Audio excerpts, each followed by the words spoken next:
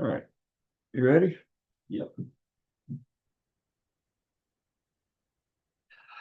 Hey, everybody. Welcome back to The Complete Game with your host, Curt Schilling and Garrick Schilling. What's up, G? What's going on, everybody?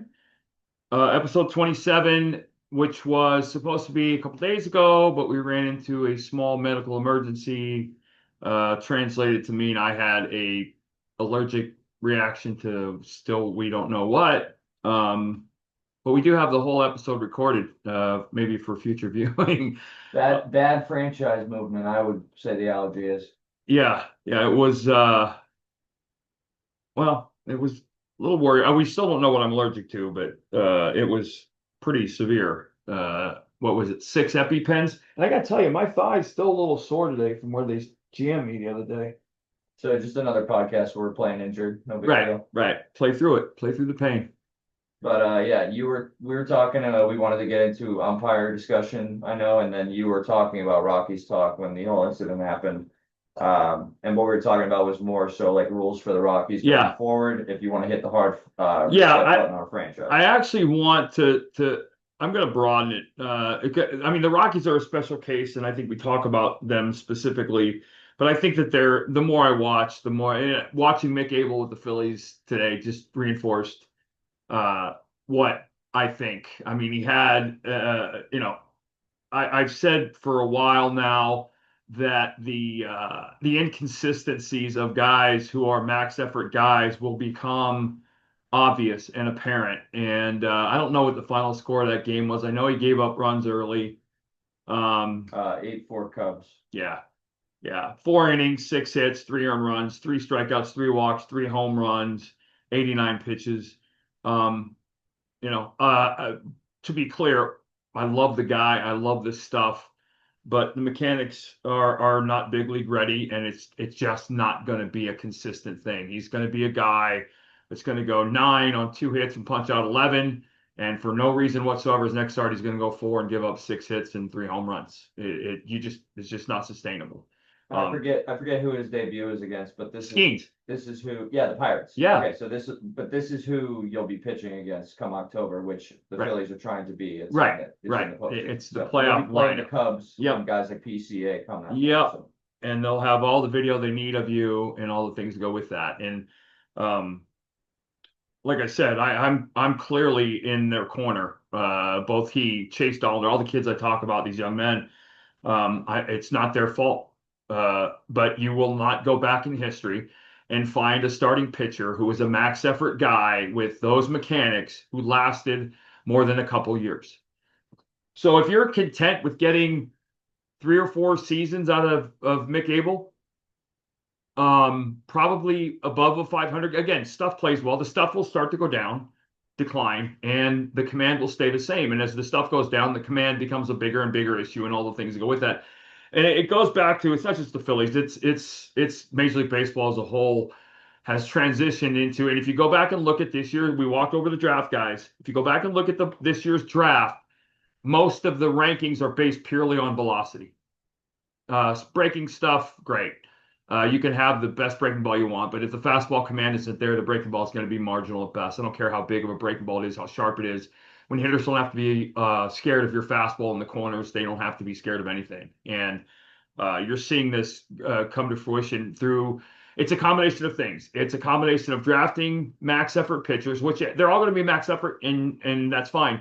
But if you're not going to address that from day one, then you're creating a problem. It's drafting a max effort guy, giving him too few minor league innings, promoting him before he's ready to be promoted, and getting him to the big leagues without learning all the fundamentals of pitching that you should learn in the minor leagues, and having enough innings in the minor leagues before you get to the big leagues to understand how to pitch late in the game with runners in scoring position and all things that go with that.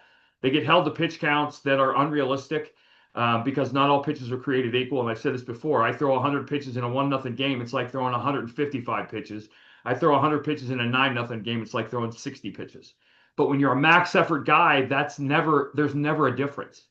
That's one of the big things. When you're a max effort guy, every start is physically taxing to an extreme. You don't get the coast because you don't have coast in you because everything is max effort. So Well, I'm gonna jump in Yep, real quick yep. because it was sort of what you were talking about. Why you saying you're pivoting away from just talking about the Rockies, and why I said it was rules for the Rockies, but just also kind of a reset button for most franchises. So the first rule was obviously Rocky specific, no more sinker ballers. Right, Right, that's strictly for that park right. and that stadium.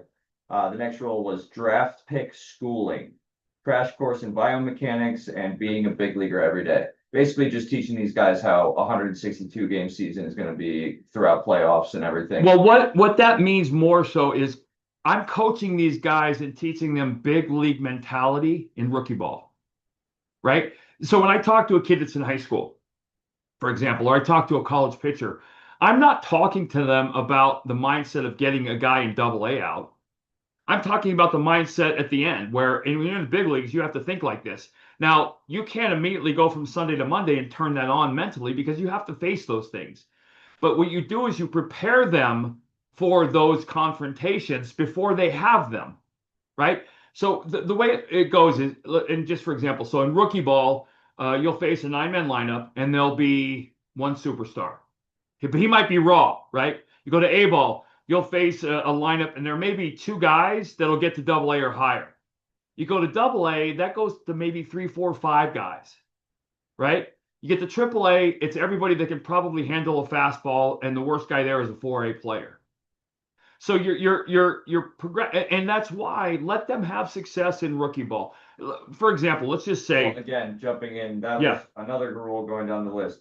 I don't care who you are, where you're from, generational talents obviously excluded. 2 to 300 plus minor league innings or whatever the equivalent of a position player's time on the right, minor leagues. minimum. I'm Minimum. more in the 4 to 500, but see, here's Yeah. the thing: that 4 to 500, the way they teach them now, plays takes 6 or 7 years because they're only going 95 innings this year, 104 innings the next year. I'm talking about, you come out of college, you throw 70 to 90 innings in your rookie season, you go to extent instructional league, you learn some advanced stuff. The next year you come out, you throw 125-ish, whatever there's this percentage that sabermetricians use. Don't ever add more than X percentage of innings on after a year. The problem is that those 75 innings in A ball are different than 75 innings in double A and different than 75 innings because you're going up an effort level. You can't make that double A effort level until you get to double A. However, now let's back up. When you're a max effort guy, your effort level never changes.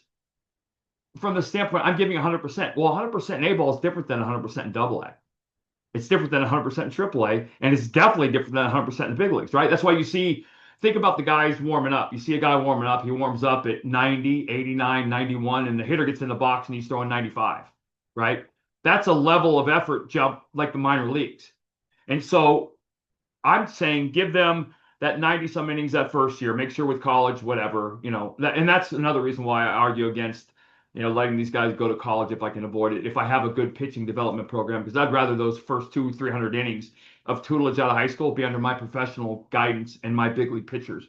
Um, Yeah, and that was kind of your last one. yeah, Teach pitching as the chess game it is at this level instead of just being a good overpowering arm at right. the levels you've been at. Right. Because so for example, Paul Skeens goes to rookie ball, and clearly he's gonna absolutely dominate. Right. He's gonna throw 25 innings over it'll be 6 starts because they only let him throw 4 or 5 innings to start. He'll punch out 52 guys, give up 5 hits, right?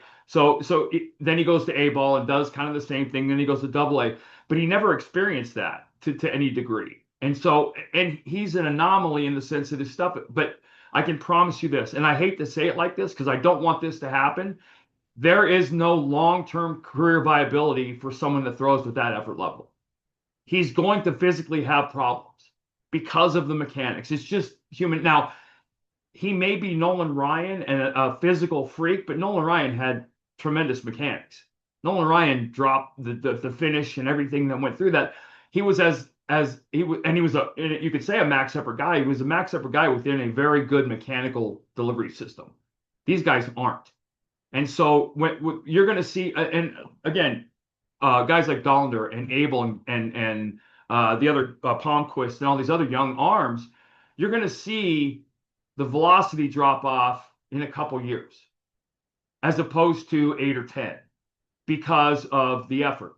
And so what you do is you get them in. And it goes back to you have to give free reign and have trust in the minor league guys you're employing to teach your pitchers, get your hands on this guy and fix this, because this delivery is not mechanically viable in the big leagues. And that's not happening.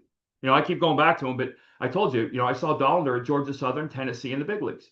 Physically, the same exact pitcher he was at Georgia Southern. His stuff might be sharper, he might be throwing harder, his break, but he is what he was a couple years back, and that's somebody's fault. That's not a good thing. So, and for the Rockies, it's different than, yes, right? The Rockies, we were talking about this. If you're the Rockies, you don't ever draft a sinker ball pitcher again, ever. Or you don't ever draft a guy with the thought of his sinker ball is going to be the pitch that gets him, because you're going to lose the sinker ball. I want velocity. Give me the velocity and mechanics, but just give me the velocity. Get rid of the sinker balls, get to the four-seamer, because the sinker doesn't work in Colorado, where you're going to make 17 of your 35 starts, maybe 22. I don't know. But the four-seamer translates in the straight change. So I'm always looking for guys with the velocity and with a good change of speed, change up or split. Split's the easiest pitch in the game to teach. However, my entire minor league system is going to be, it's going to seem very unconventional. It will be. They're all four-seam fastball pitchers with good velocity. So I'm not guessing. So I can tell right away who my guys with above average breaking balls are. And when those guys polish their fastball command, they become even more effective. But I've really got a system where I'm not having to look around and figure out what's what in the minor leagues as pitching goes, because they're all kind of the same. And here's the thing. It's in the big leagues, it's not about tricking hitters. If you're throwing 5 straight starters out and they're all throwing 95 with fastball command and they all have different breaking balls, that's not a bad thing. You can throw 4 consecutive guys out there with mid-90s fastball command and they look like 4 completely different pitchers. Well, I think that's why I wrote as the chess game it is, because sometimes it is about having the better piece, but also sometimes it is having that disguise. Because I mean, we talk about Greg Maddux a lot on the show. Like, yep. You don't have to have the power arm to know how to play the game. Probably it helps compared to the era, the greatest pitcher of all time. And he threw 88 to 90. He didn't throw as soft as people think he did, but he didn't throw gas. You put that command. Well, that's okay. I've said it before. Jacob deGrom is Greg Maddux at 96. That's why his numbers were so otherworldly, video game-like. Yeah. He was Greg Maddux command at 96. His body can't withstand that. I'm glad to see he's healthy this year and doing it.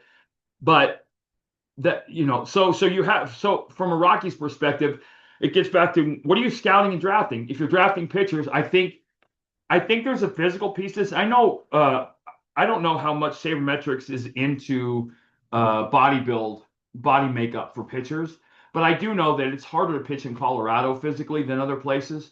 So there is, I'm thinking there's something to be said for the bigger bodied, thicker bodied pitchers. But also in Colorado, I'm going to a 6-man rotation at home.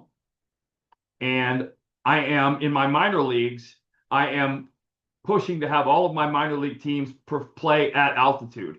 I want all my minor league franchises to be at Colorado Springs or at Albuquerque where the ball travels and it's different, because I don't want them to experience Colorado for the first time in Denver. I think that's an advantage of having Colorado Springs and the things that go with that. So because what I said earlier, I totally believe it. I don't think the Rockies will ever be able to re-sign a pitcher that they draft and have for 6 years, because it's not an environment you want to stay in and play in and pitch in.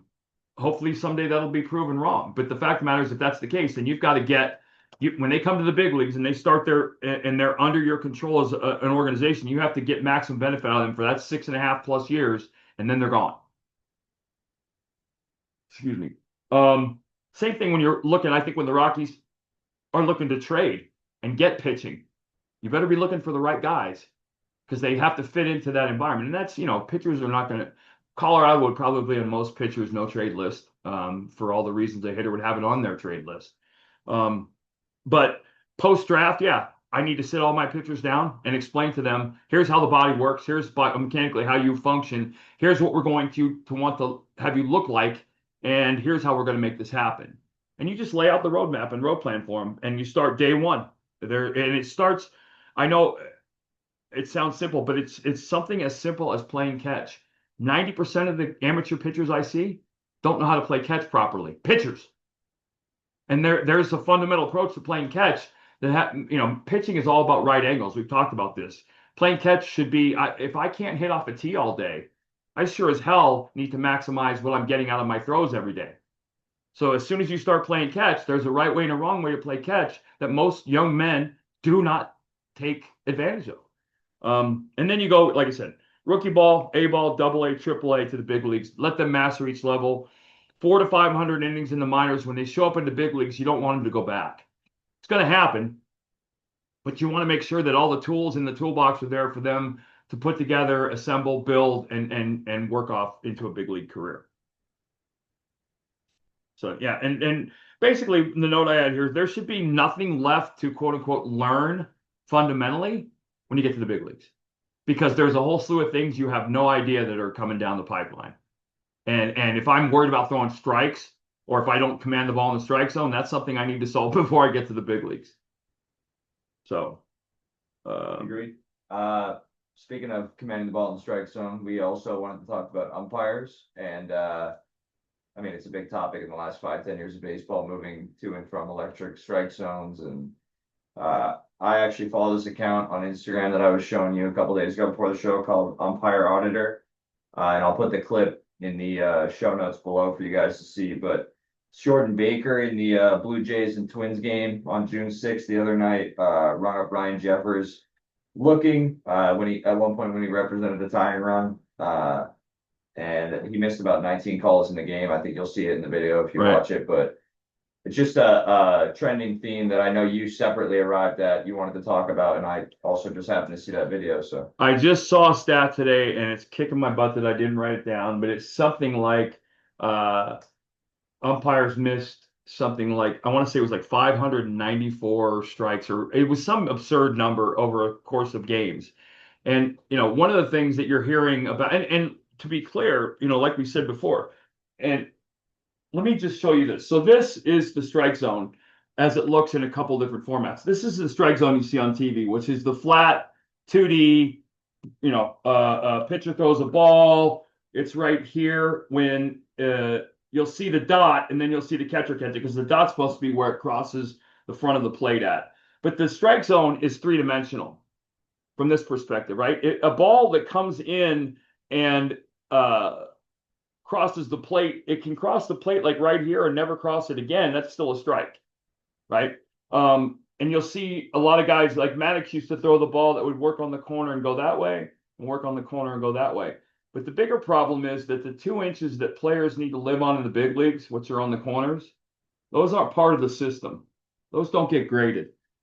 So they don't judge the umpires on what is the most crucial part of the strike zone. Now it's, you could say it's unfair, but it is what it is. It's the big leagues. But and the strike zone is this way. It's three-dimensional. This plate is like this. It's not like this.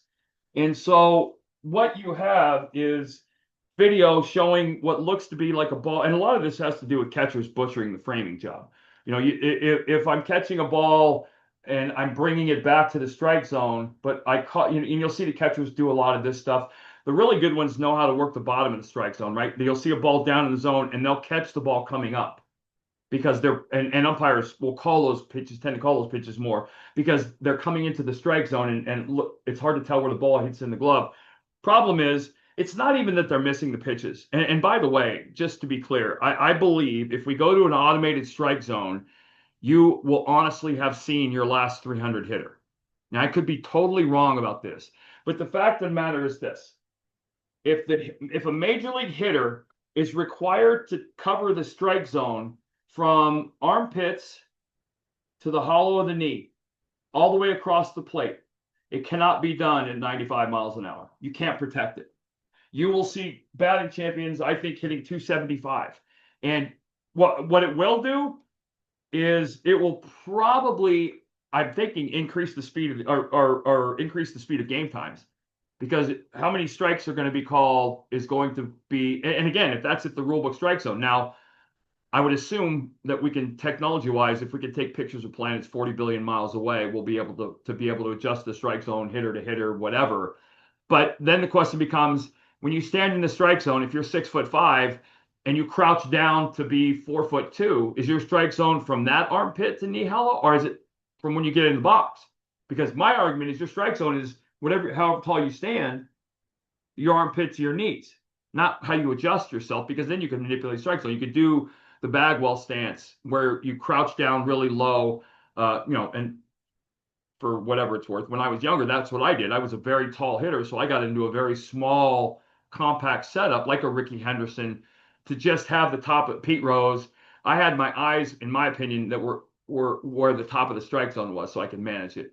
But that will be a dramatic change to the game, and I don't think one for the better. But you can make an argument that some of these umpires, well, it gets back to when we were talking about this earlier, G.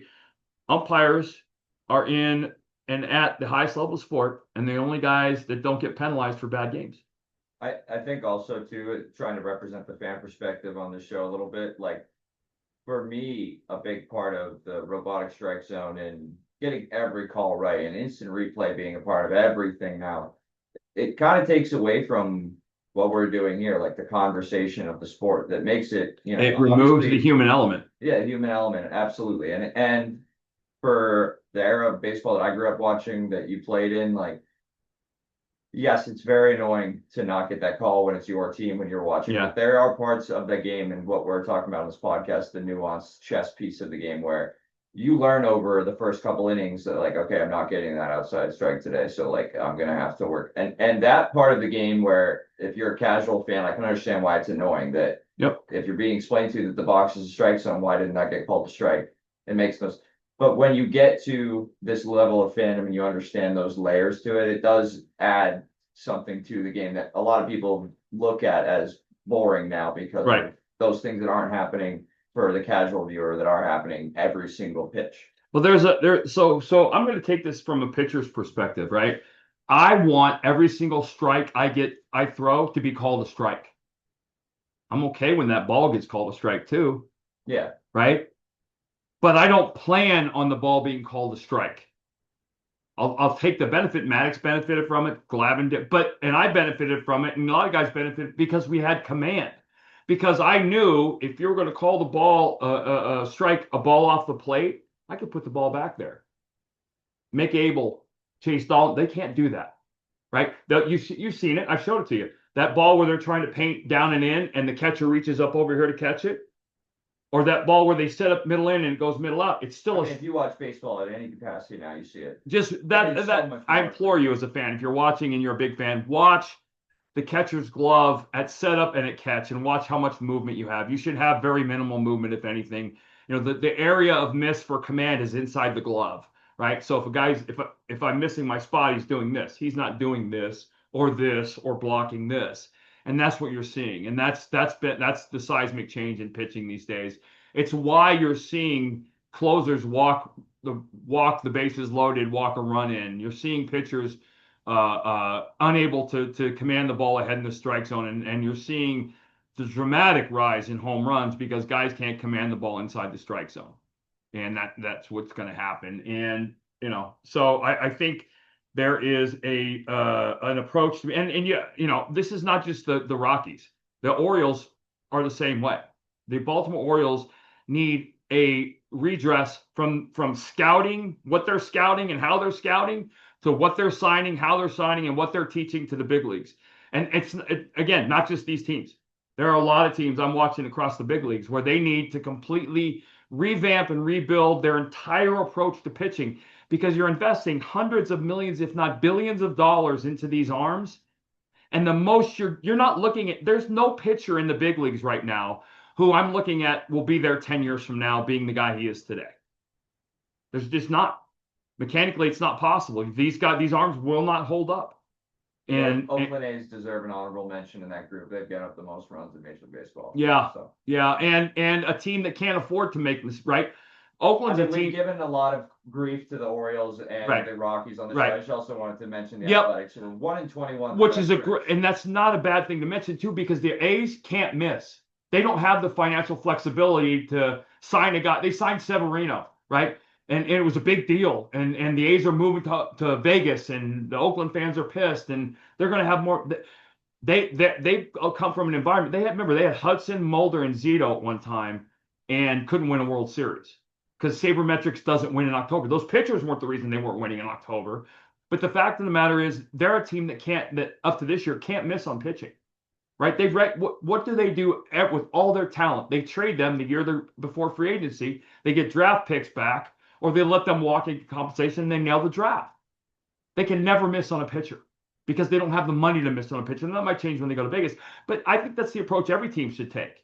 Is, I'm going to spend my money on pitching. However, I don't want to miss. I don't want to go out and draft 20 rounds. I don't want to draft 9 pitchers in the draft and keep my fingers crossed that one of them is a number 3 starter in the big leagues.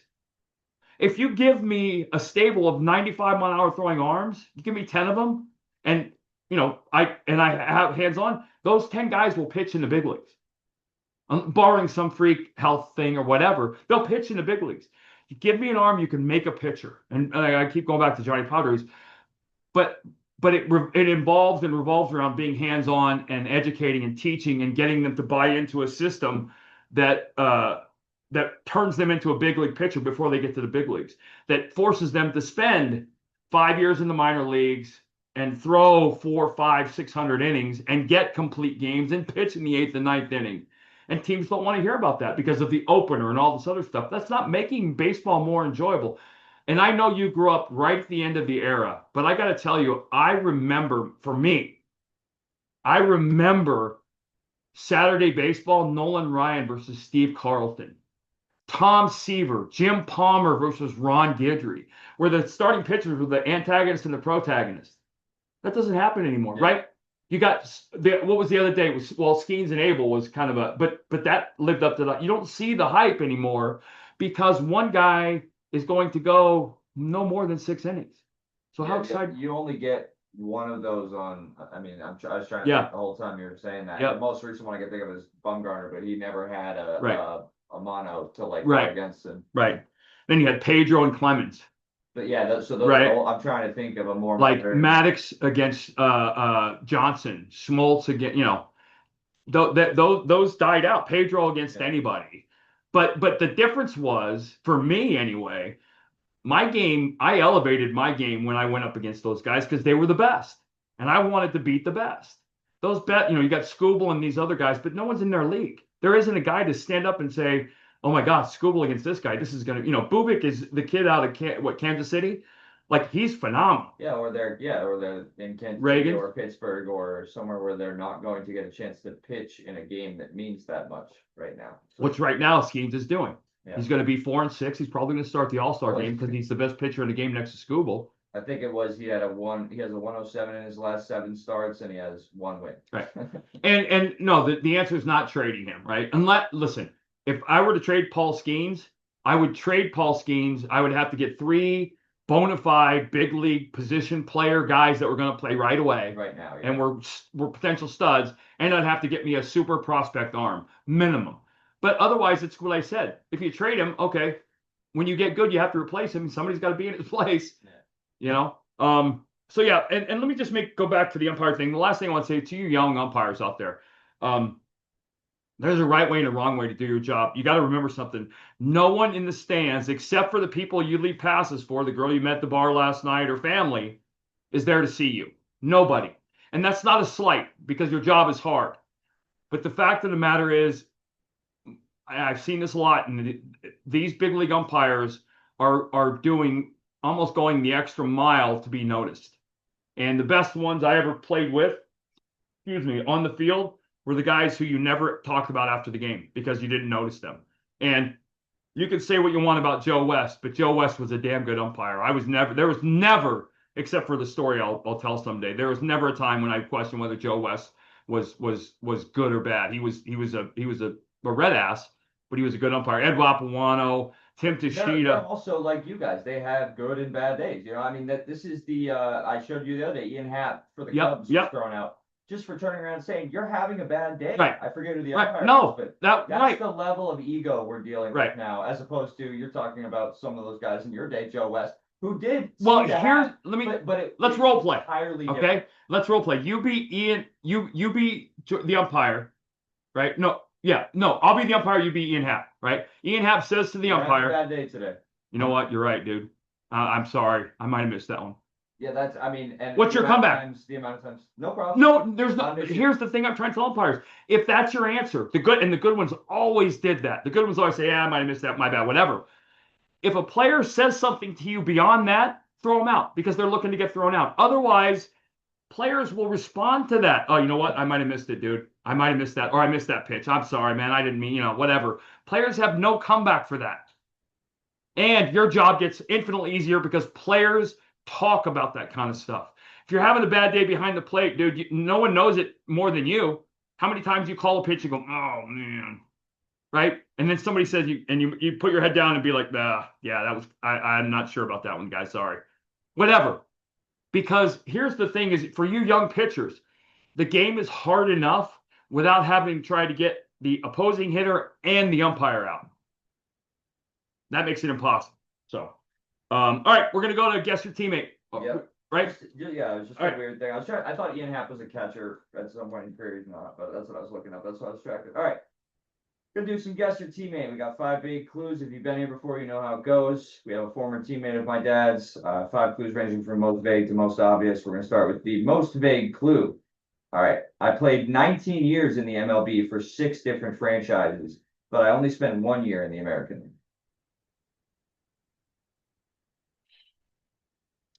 19 years, not a short stint, not a cup of coffee guy this time.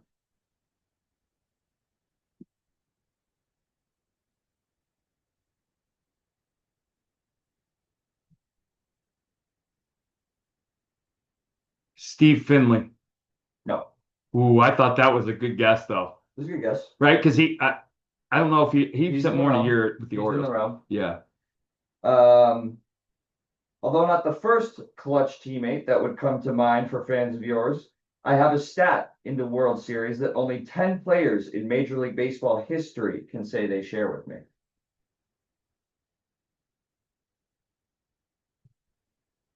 You only spent 1 year in the American League.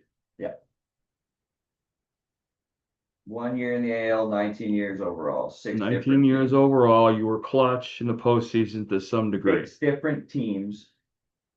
Although not the most clutch hitter you ever played with, he has a clutch statistic in the World Series that only 10 other players can say they share. 19 years.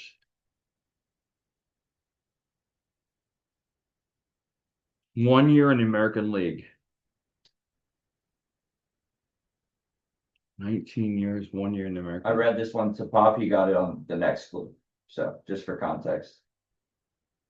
And for those of you who don't know, that's his father-in-law, my grandpa, who is an MLB junkie as well. 19 years, 1 year in the AL, clutchy postseason guy. 6 different teams. 6 different teams. 19 years. 1 year in the AL. Any guess? No. You want the next clue? Yeah. A 5-time All-Star.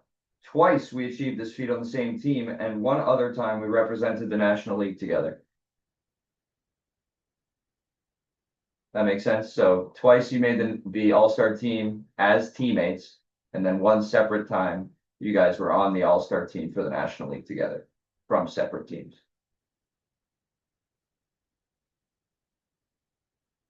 So we had to make the All-Star team together. Probably in Arizona or Philadelphia. It just says you made the All-Star team as teammates twice. Teammates twice. And then one other time represented the National League at the same time.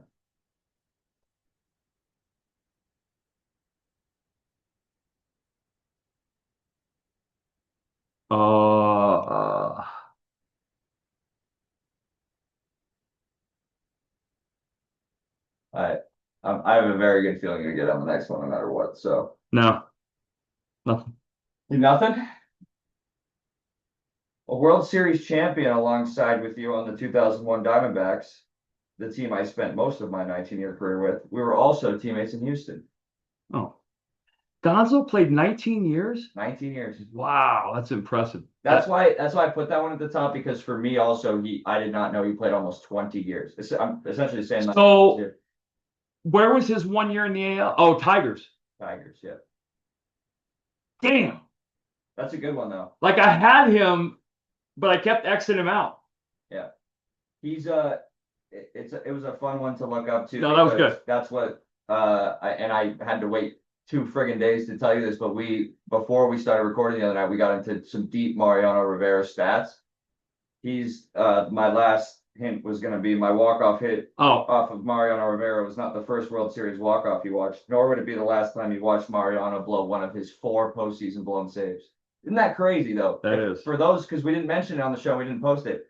Mariano Rivera has 4 career postseason blown saves. You were there for 3 of them. Right. On the like on the winning side of it. Right. That's crazy. You have to be the only one, right? Well, yeah. And I got another piece of trivia 75% for you. Do you know that I won? I got, of all the people in baseball, uniformed and off the field, I won the most World Series rings in the first decade of this century. Oh, I did know that. That was a stat like when I was because that was around 2011, 2012 Yep. when I was still in high school. Yep. That That was a cool bar stat bet. to Like, have. yeah.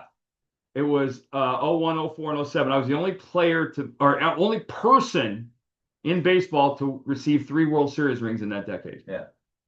Thanks to Mariano. Thanks, Mo. Congratulations, Hall of Fame. Probably the only blemish on his unanimous Oh, Hall of Fame career. Yeah. I just saw a piece the You were other there day, for all of them. by the way, and I grew up a Pirate fan. I adored the man. I loved him my whole life. Goose Gossage is the guy, the old man shouting at the clouds, like trying to like piss on Rivera for, he's not even close to me. It is a close. And it's like, listen, I get it, dude, because Goose was back when you came in the 7th inning, pitch of the night, right? That was a save. Yeah. And so they looked at these 1 inning guys as, oh, that guy's a puss. But the it's older like, generation always does with the young. I know, but I don't think I do that a lot. That's a little bit of what we do here is Right. try to bridge that. Right. Because Right. that's why I'm here. And I mean, Goose was Goose. I love him. I think, he was, just so you know, Goose lives in Colorado, and he would come into the clubhouse in Denver when we were all playing the Rockies and sit around and tells old stories. And, he's a gun-toting conservative. I love him to death. I worshipped him growing up till he went to the Yankees, traitor. But like, hear him say that about somebody like Mo is like disappointing because Mo is probably the greatest closer ever. I still think Trevor Hoffman's in the conversation, but I was like, you know what, you're better than that, dude. We both got plaques in the Hall of Fame. You both deserve to be there. Please don't, because Goose was great in his own time. So, all right, that's it. We'll be back on Friday, guys. Take care. Talk soon. Thanks for listening.